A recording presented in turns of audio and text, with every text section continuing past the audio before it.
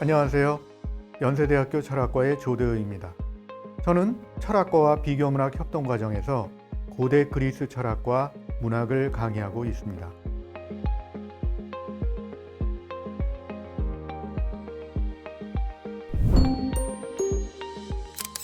제가 앞으로 소개할 내용도 그리스의 고전을 대표하는 두 인물, 호메로스와 플라톤입니다. 그래서 강의의 제목을 호메로스 대 플라톤, 서사시의 상상과 철학의 상상으로 잡게 되었습니다. 도대체 두 사람이 어떤 관계에 있을까? 두 사람을 비교하는 이유가 무엇이지? 이런 의문들을 갖는 것이 당연합니다. 제 강의는 그런 의문들을 하나하나 풀어나가는 시간이 될 것입니다. 처음에 두 강의에서는 호메로스와 플라톤이 왜 대립하는지, 그리고 어떤 점에서 대립하는지를 살펴보고, 나머지 시간에는 일리아스와 국가를 중심으로 그 내용을 더 자세히 살펴보려고 합니다.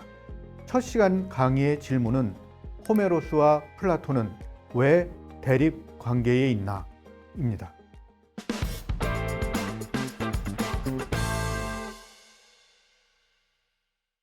우리에게 더 친숙한 플라톤과 국가에서 이야기를 시작해 볼까요? 플라톤은 지난 2500년의 서양 철학사에 막대한 영향을 미친 철학자입니다. 20세기를 대표하는 철학자 화이트헤드는 서양 철학이 플라톤 철학에 대한 일련의 각주라고 말했을 정도이니까요. 물론 과장입니다. 하지만 근거 없는 허풍은 아닙니다. 플라톤 철학을 비판하는 사람은 있어도 그의 영향력을 부정할 사람은 없기 때문이지요. 우리가 다루려는 국가는 그렇게 막대한 영향력을 행사한 플라톤의 대표 저서입니다. 저는 화이트헤드의 표현을 빌어 국가의 중요성을 이렇게 강조하고 있습니다. 국가 이전의 플라톤 철학은 국가의 프롤로그이고 그 이후의 플라톤 철학은 국가의 에필로그이다. 이렇게 말하는 이유는 국가에는 이데아론, 영혼론 등 플라톤 철학의 주요 이론들이 모두 담겨 있기 때문입니다. 그리고 국가에서 이런 모든 이론들은 한 가지 목적의 방향이 맞추어져 있습니다. 바로 최선의 국가, 이상 국가의 토대를 제시하는 것이죠. 그런 뜻에서 국가에 담긴 플라톤의 철학을 우리는 토대를 놓는 철학, 파운데이셔널 필로소피라고 부를 수 있습니다. 여러분들 가운데는 칼 막스의 유명한 말을 기억하는 분이 계실 겁니다. 27살의 청년 마르크스는 세상을 바꾸는 철학을 만들어내고 싶었습니다. 그런 열정으로 그는 이렇게 말했습니다. 철학자들은 이제까지 세계를 다양하게 해석했을 뿐이다. 하지만 중요한 것은 세계를 바꾸는 일이다. 이 말을 들었다면 플라톤은 아마 이렇게 대꾸했을 것입니다. 이복의 막스, 세상을 바꾸려면 먼저 세상을 보는 방식부터 바꿔야만 하네. 이렇게 새로운 나라를 만들기 위해서 인간과 세계를 보는 새로운 관점의 철학을 담은 저서가 바로 플라톤의 국가입니다. 마르크스는 세계를 바꾸는 철학을 시작하면서 먼저 헤겔을 비판하고 나섰지요. 헤겔은 물구나무를 서서 세상을 거꾸로 보고 있다고 비판했습니다. 플라톤은 어땠을까요? 파운데이셔널 필로소피를 제시하려는 플라톤에게는 해결해야 할 과제가 하나 있었습니다. 기존의 파운데이션, 기존의 토대를 제거하는 것이었죠. 화가가 새로운 그림을 그리기 위해 화판을 싹 지워야 하듯이 플라톤에게는 인간과 세계에 대한 전통적인 생각을 싹 지워버리는 일이 필요했습니다.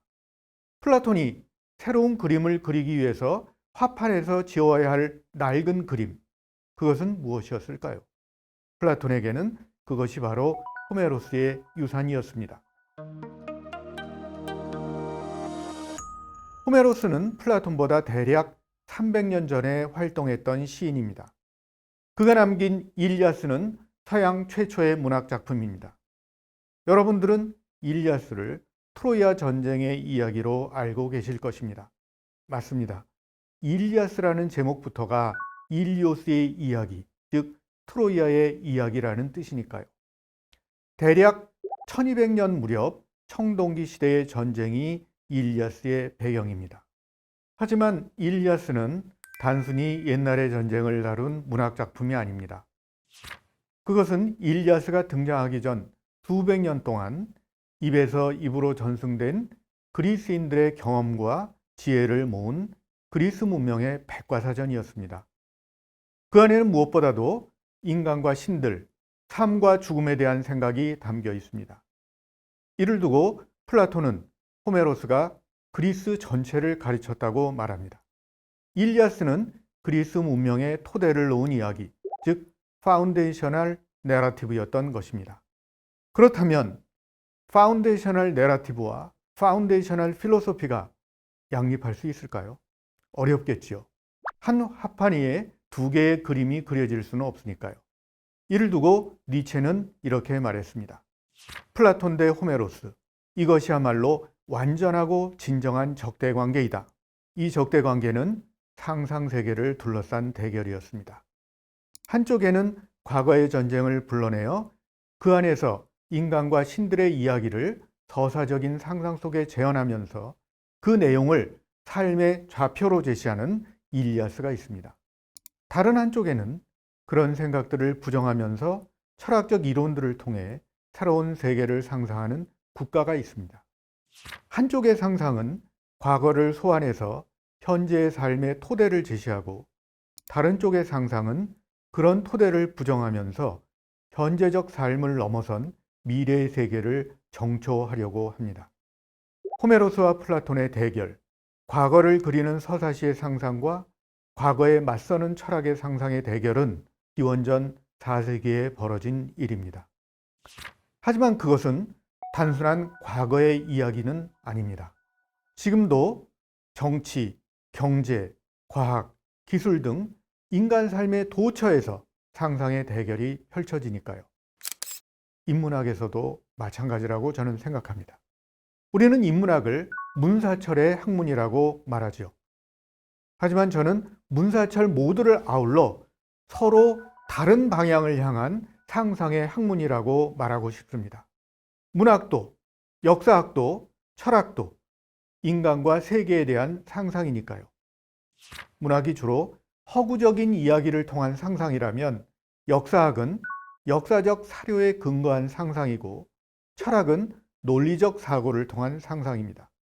문학은 이야기를 통해 인간과 세계의 다양한 모습을 상상하고, 역사학은 사료를 통해 지나간 것을 불러내어 상상하고, 철학은 논리적 사고를 통해 현실 속에서 드러나지 않는 가능성을 상상합니다. 이렇게 인간과 세계를 다른 방식으로 상상한다는데 인문학의 다양성이 있습니다.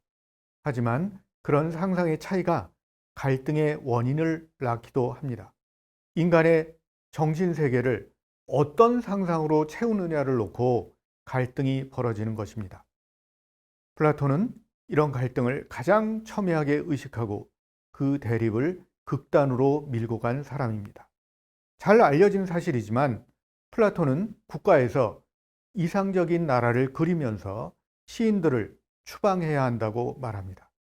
시인들은 현실의 불완전한 모방자일 뿐 사람들을 감정에 휩쓸리게 만든다는 것이 그 이유였습니다. 그는 시문학의 추방을 외치면서 이렇게 말합니다. 그러나 시가 우리의 경직성과 투박함을 질타하지 않도록 시를 상대로 이렇게 말해보세. 철학과 시 사이에는 오래된 일종의 불화가 있다고 말이네. 주인을 향해 으르렁대는 개라든지 지저대는 개, 신처럼 지혜로운 자들의 힘센 무리, 시시콜콜 따지며 그래서 궁상맞은 자들, 그리고 그 밖의 것들로 이들의 오랜 대립을 나타내는 수없이 많은 표현이 있으니까 국가 10권에 나오는 이야기입니다. 누가 누구에게 하는 욕설들일까요? 주인을 향해 으르렁대는 개, 시시콜콜 따지는 자들 등 이런 것들은 당시의 시인들이 철학자들을 향해 쏟아낸 비판들이었습니다. 오늘날에도 철학자들은 이런 비판을 받곤 하지요. 쓸데없는 것을 시시콜콜 따진다고요. 플라톤 자신은 이런 비판에 전혀 주눅들지 않았습니다. 그는 젊은 시절 비극 작가가 되기를 꿈꾸었던 문학도였습니다. 하지만 소크라테스를 만나 철학으로 전향한 뒤 주인을 향해 달려드는 가장 사나운 개가 되었습니다. 이 사나운 개가 가장 격렬하게 공격한 주인은 호메로스였지요.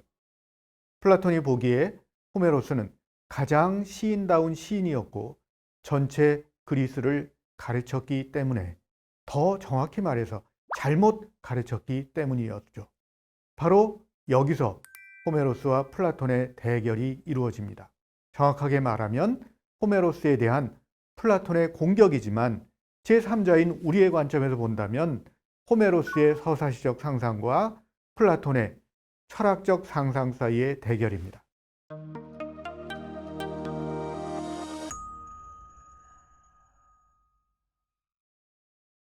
일리아스가 읽기 어려운 데는 사실 여러 가지 이유가 있습니다.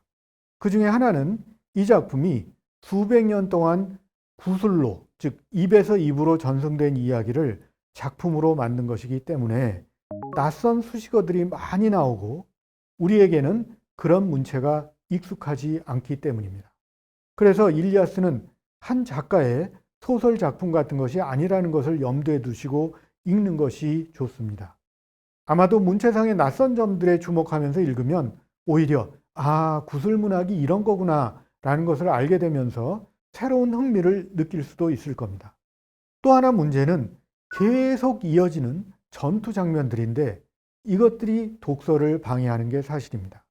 하지만 대략 일리아스의 이야기는 트로이아 군대가 서서히 그리스 군대를 위기로 몰고 가는 나흘 동안의 전투로 이루어져 있고, 이 전투의 양상들은 아킬레우스의 분노가 전개되는 양상과 긴밀하게 연결되어 있다는 점을 염두에 두고 읽으시면 일리아스의 큰 흐름을 놓치지 않을 수 있습니다.